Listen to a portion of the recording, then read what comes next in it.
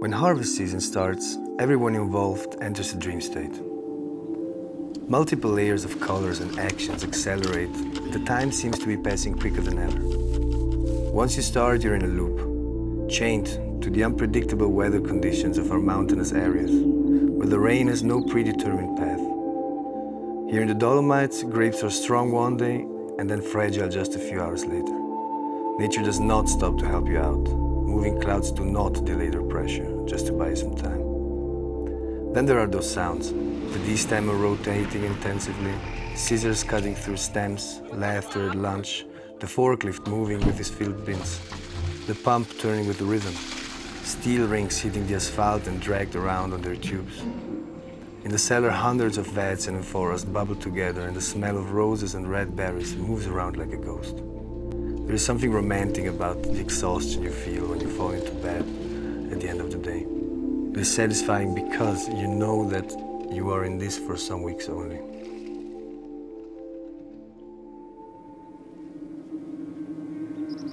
This year, 4 weeks to be exact. We started on September 2nd. Pinot Grigio and Manzoni Bianco were the first ones we picked as usual. As the last part of summer was very dry, the grapes looked pristine and fermentations were unusually fast. We continued with favoring weather and the picking seemed still slow and delayed as we began with the Teroldego lines. As the spring had been cold, mildew, our main enemy, had been weakened in its first phase, so the fungus did not develop much. This made for an abundant and healthy harvest overall.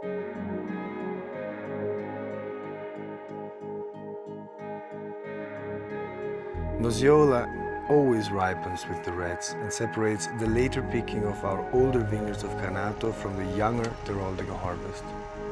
The weather kept on being generous, so we had the time to do 2 rounds and to increase the selectiveness on Nosiola for the amphora fermentations.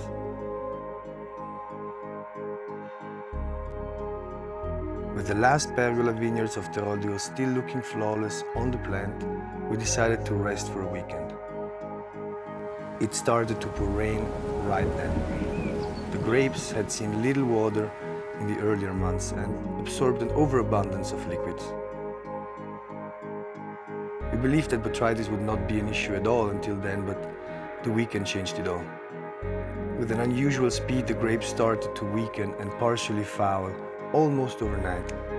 On the finish line, we had to accelerate to get the most precious reds safe into the cellar.